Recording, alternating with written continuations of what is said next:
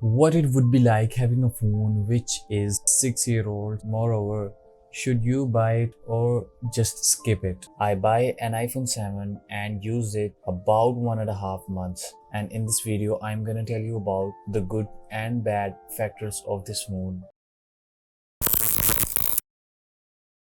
And the first thing is design. After all, iPhone 7 design is kinda popular, plus it still looks premium these days. Other than that, the frame and back made up of aluminium with a matte finish, so it cannot break like glass and reserve fingerprints. In addition to that, there is a single camera setup, 12 megapixel sensor. I don't care if anyone says it doesn't have a nice camera setup. The camera quality of this phone is decent. It captures decent pictures. Obviously, it doesn't have ultra wide and macro type sensors, but the camera quality of this phone is really decent. And the video, it can record 4K videos 30 frames per second and 1080p video at 60 frames per second. As well as the front can record 1080p video at 30 frames per second. These are some pictures I capture on this phone. As you can see, the picture quality is not bad. The quality is really decent and acceptable about its price point. If you want me to do a camera comparison with iPhone 7 and a budget Android phone, I can do that. Just let me know in the comment sections below, so I will make a video about this. It runs iOS 15 and it is the last update on iPhone 7 as Apple confirms it, but the performance is good. You can game on it and it will not a bad experience for you. It can handle daily tasks very easily.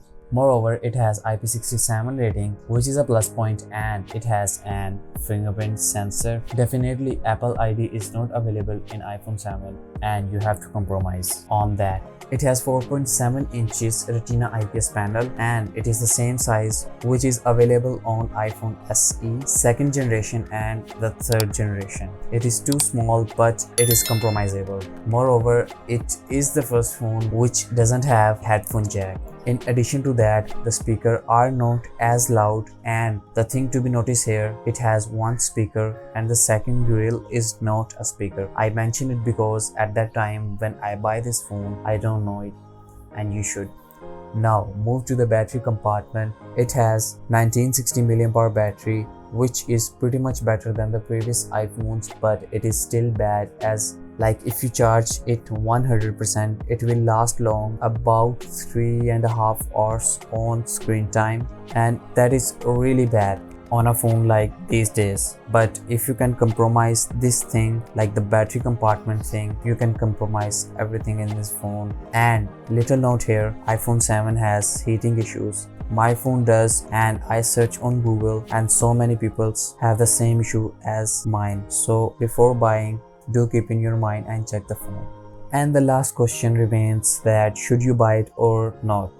In my opinion, if you can upgrade at least that iPhone X or 8, go for it. Don't buy an iPhone 7. But if you doesn't have that money, then iPhone 7 is a good device under $100 because its price. Now the choice is yours, and let me know if I miss anything in the comment section below, and I'll catch you in the next one. For the time's sake, take care. Bye.